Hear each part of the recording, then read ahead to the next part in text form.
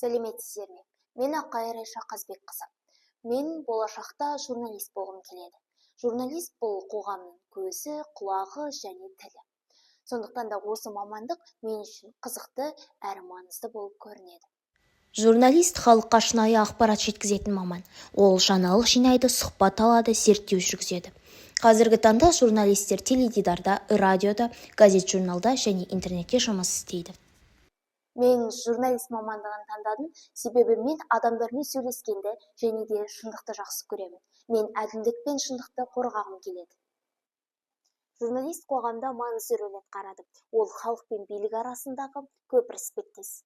Және де осы журналисттер осы маңызды мәселелерді көтеріп, және де халыққа шындықты айтады. Сондықтан да осы журналист мамандығы көп жауапкершілікті талап етеді.